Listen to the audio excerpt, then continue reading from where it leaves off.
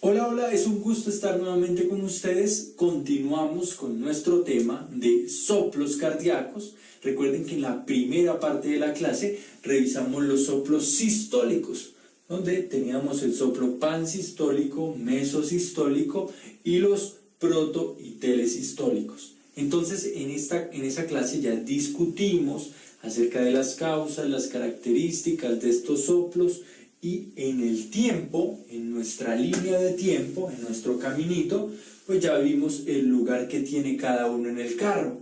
Eso ya lo tenemos absolutamente claro. Ahora, vamos a hablar de los soplos diastólicos. Ya no nos vamos a enfocar tanto en esta parte, sino continuamos acá. Recuerden que este cambio en el camino representa el inicio de la sístole. Entonces vamos a ocupar solo este espacio. Una vez terminamos de hablar acerca de los soplos sistólicos, pues dijimos que el último que podría presentarse sería el telesistólico, que de hecho estaría como cobijado por el pansistólico. Si el pansistólico, que ocupa toda la sístole, se encuentra presente, pues terminará cercano a ese 2. Fíjense qué interesante esto, y sigamos utilizando el esquema de los carritos. Este caminito que he dibujado, continúa, pero no continúa con este cambio saltón, no se mueve de aquí al piso, o a esta parte, continúa con una rampa. Muy atentos. Si se fijan, acá al carrito le he dibujado una rampa. ¿Por qué esta rampa? Lo que busco es simbolizar un soplo, el primer soplo diastólico que vamos a estudiar, soplos diastólicos. ¿Cómo se llama este soplo que está al inicio, no de la sístole, sino de la diástole? Al inicio de la diástole. Se debe llamar protodiastólico. Facilísimo, soplo protodiastólico. Está representado en mi diagrama de los carritos como una rampa. Y también se conoce como soplo diastólico temprano. Lo pueden encontrar en los libros así, soplo diastólico temprano. Tiene todo el sentido, está al inicio. De hecho, recuerdan que dividíamos la diástole en 3 momentos, en una fase de llenado rápido, en una fase de llenado lento y en la contracción auricular o patada auricular. Entonces, este soplo protodiastólico no es sorpresa para ninguno de ustedes que se encuentre en la fase de llenado rápido. Veamos por qué ocurre. Voy a marcar acá protodiastólico, PD. Veamos por qué ocurre y sigamos jugando con la lógica y con el sentido común para determinar las causas de los soplos más que memorizarlas. ¿Qué debe ocurrir en el inicio de la diástole, en la fase de llenado rápido? Muy fácil. La sangre debe fluir desde las aurículas a los ventrículos rápidamente. Por eso se llama fase de llenado rápido. Nada sorprendente. Pero, ¿qué debe ocurrir para que aparezca un soplo? Debe ocurrir una movilización de sangre que en condiciones fisiológicas no se genera, que en condiciones fisiológicas no aparece.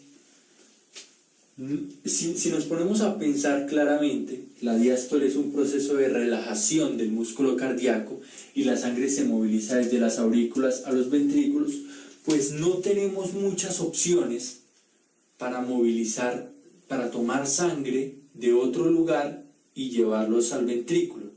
Me explico. Si hablamos de un soplo protodiastólico y digo que es la aparición o se genera por un flujo turbulento de la sangre, y le agrego un dato pequeñito, muy útil, es debido a la regurgitación.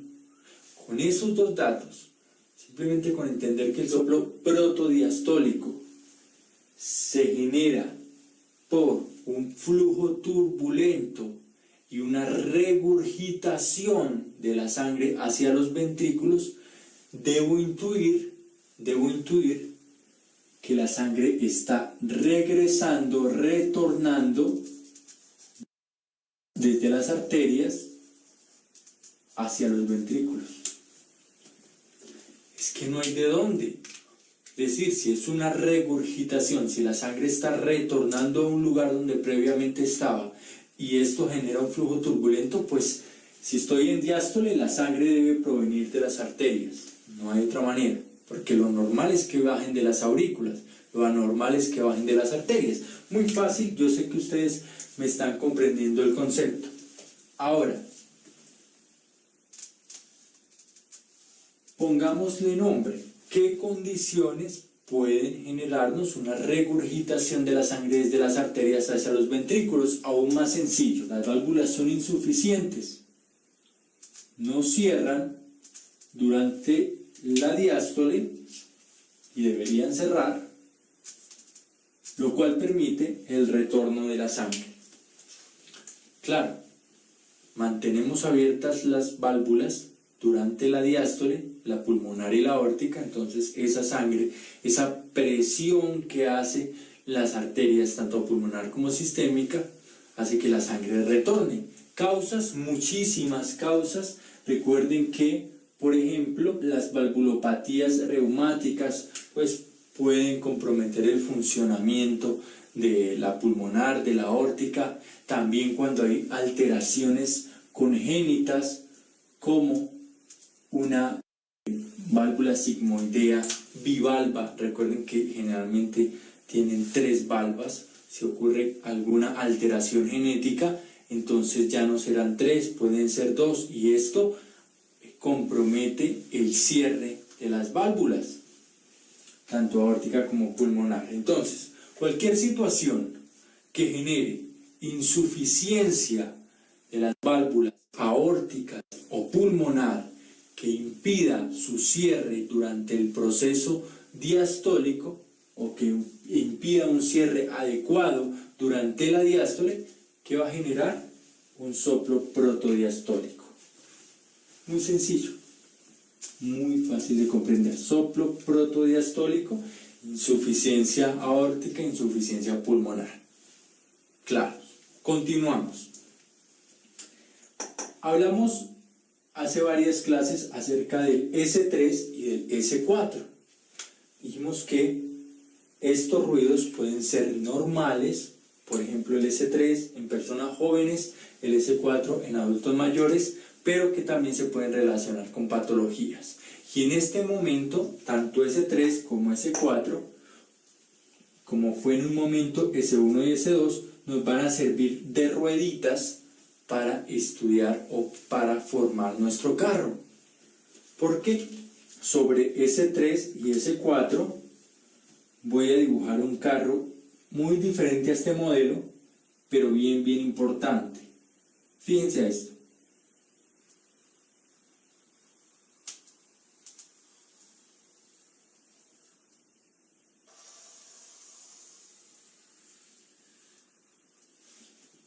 Si ven nuestro carrito escarabajo, un carrito curvo, pero quiero que noten una particularidad. Si el carrito está viendo hacia allá, la cola del carrito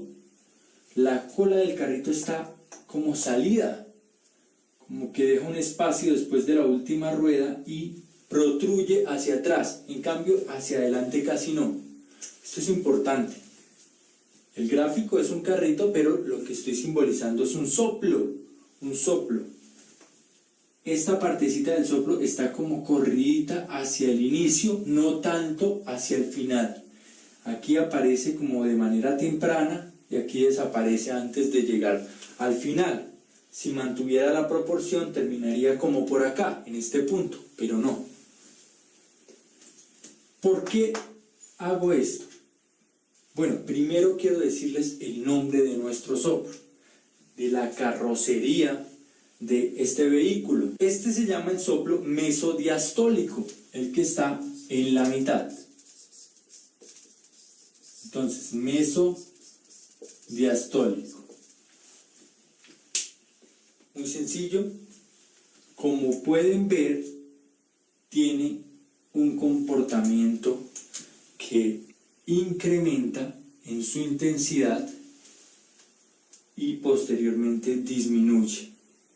Si se fijan, en una primera parte incrementa la intensidad y luego va decreciendo.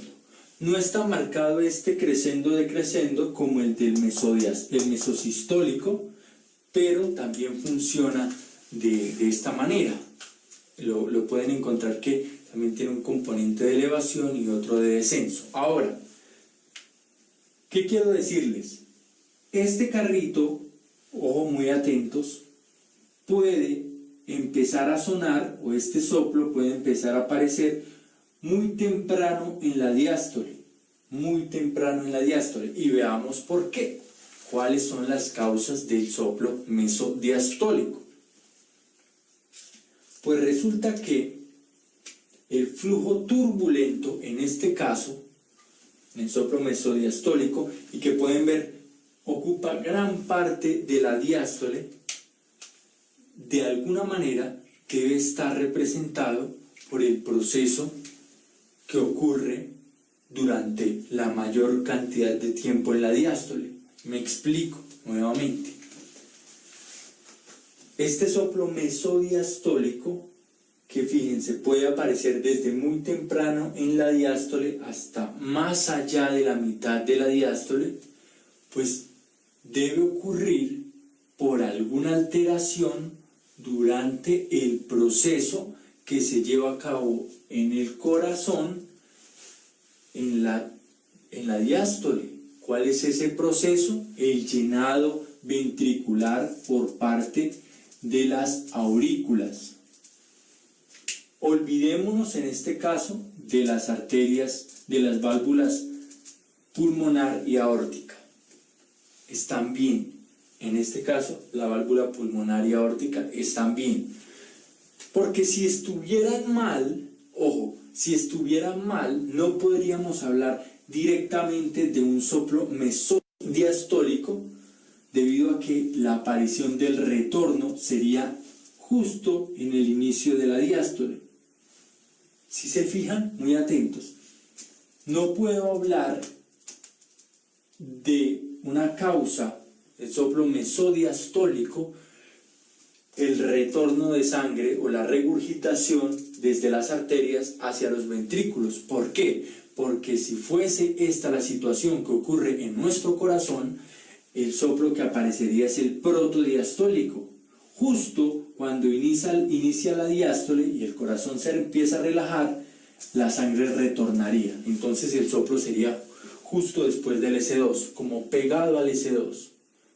Pero como no está pegado el mesodiastólico al S2, sino de hecho hay un espacio entre los dos, como lo pueden ver, le podemos quitar la culpa, podemos eximir de la responsabilidad a las válvulas aórtica y pulmonar. ¿A quién le vamos a echar la culpa? ¿A quién le vamos a dar la responsabilidad de la aparición de este soplo? A las otras válvulas, a las aurículo-ventriculares.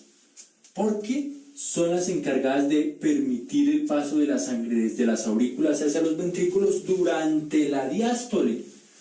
Es que este soplo dura gran parte de la diástole.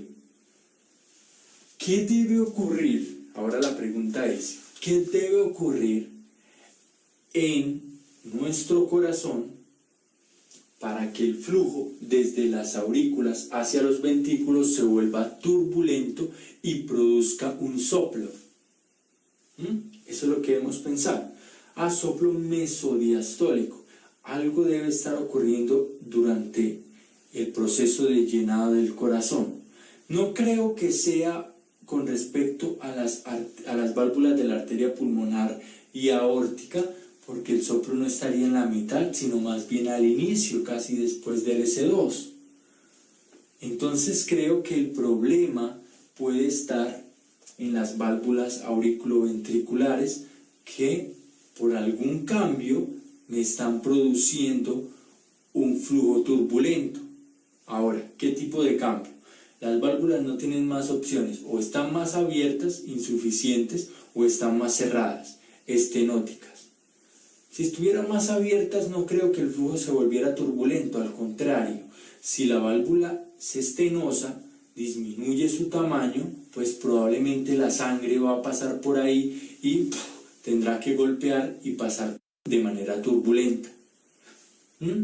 Sin tener que memorizar, podemos intuir las causas de los soplos mesodiastólicos. Ya lo dijimos. Estenosis de las válvulas tricúspide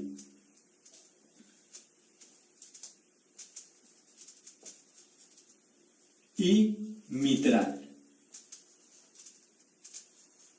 Claro, tiene todo el sentido. El proceso de llenado de la diástole es entre estos dos espacios. Si disminuyo el calibre, si cierro un poco la compuerta, pues el flujo va a comenzar a ser turbulento y el soplo va a incrementar hasta que se alcanza el mayor flujo. Fíjense, el flujo comienza a incrementar, comenzó la diástole. Otra vez. Él pasa la sangre hasta que alcanza el máximo y luego pasan algunas goticas al final. Ojo, muy atentos. Entonces, claro, va a ocupar gran parte de la diástole, el soplo mesodiastólico, pero va a respetar el inicio y el final de la misma. Tiene su pico de intensidad en la mitad, tiene un componente pequeño en el inicio y en el final, pero no va a estar en contacto con los otros espacios. Hay un respeto en la primera parte de la diástole y en la parte final de la diástole por parte de este soplo mesodiastólico. Se van a encontrar con otras causas. Claro, hay más causas de soplos mesodiastólicos aparte de la estenosis mitral y tricúspide. Por ejemplo, comunicaciones interventriculares. No es sorpresa, porque es que una comunicación interventricular también durante la diástole, ¿qué va a hacer? Un flujo turbulento. Va a pasar la sangre por ese huequito, normalmente llegaba y se estancaba en el ventrículo, ahora llega y pasa al otro lado, pasa al otro lado. También, ¿qué? Comunicaciones interauriculares.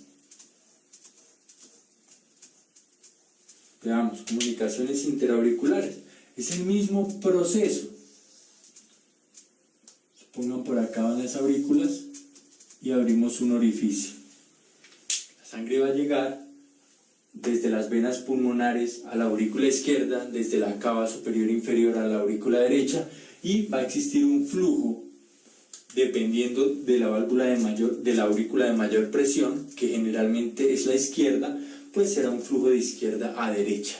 Bien, entonces, tanto comunicaciones interauriculares como comunicaciones interventriculares pueden generar un soplo mesodiastólico.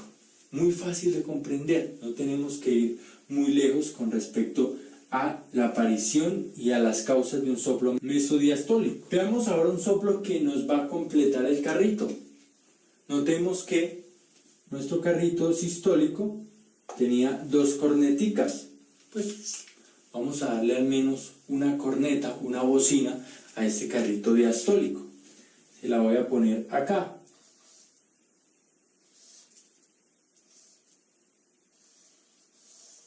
Al final de la diástole, ¿cómo creen que se llama este soplo? Telediastólico. Muy bien, soplo telediastólico. Y es aún más fácil de comprender este soplo telediastólico.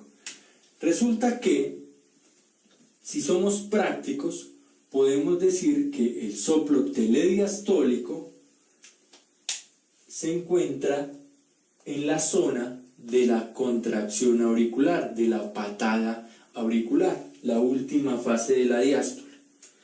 Y para que ocurra un soplo, un flujo turbulento en la última parte de la diástole, es porque nuevamente hay un compromiso del canal entre las aurículas y los ventrículos.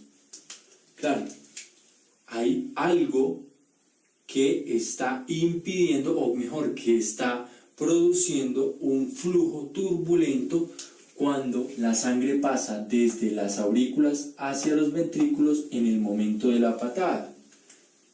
Blanco es, gallina lo pone. No hay otra cosa que puede generar un flujo turbulento en el paso de las aurículas a los ventrículos, sino las válvulas estenosadas, con disminución del calibre de la luz, lo cual hace que el flujo sea turbulento de la sangre que pasa a los ventrículos durante la contracción. Claro, aparece este ruido, es como un ruido que comparte causa con el soplo mesodiastólico. Si estamos hablando de estenosis, pues en el soplo mesodiastólico dijimos que una de las causas era la estenosis, pero este ruido como que resalta o sobresale porque el flujo de la contracción, el flujo más fuerte y más rápido durante la contracción auricular hace que aumente la intensidad, tal que no es sorpresa encontrar tal vez en una estenosis severa la unión de estos dos soplos y tener un soplo mesotelediastólico, como acá teníamos cuando los daños eran muy severos, soplos mesotelesistólicos. Sí, claro, puede ocurrir que el sonido se funda con una estenosis severa, el sonido mesodiastólico se funda con el telediastólico y así pues aparecer como un solo soplo cuando la estenosis está marcada, que durante toda la diástole el flujo es turbulento y cuando da la patada aumenta un poquito de intensidad ese soplo. Pero pues podemos pensar que un soplo telediastólico ocurre durante la contracción auricular por el paso de la sangre a través de unas válvulas estenosadas. Finalmente veamos un último soplo que tiene esta característica. Muy atentos. Va desde el inicio de la sístole como un subterráneo, pasa a la sístole y llega hasta el final de la diástole. Naturalmente continúa durante todo el ciclo cardíaco. ¿Cómo creen que se llama este soplo? Si continúa y continúa. Soplo continuo, muy fácil de comprender. Hay ciertas patologías que pueden desencadenar la aparición de soplo continuo. Por ejemplo, ductus arterioso persistente. Entonces esa comunicación entre la arteria pulmonar y la arteria aorta, que debe desaparecer en condiciones fisiológicas después del nacimiento, pues se mantiene y hace que este flujo sea durante sístole y durante la diástole. También lo encontramos como el soplo mamario, que se encuentra en las gestantes o en las lactantes, y también como el murmullo venoso. El murmullo venoso puede generar la aparición a la auscultación de un soplo durante la sístole y la diástole.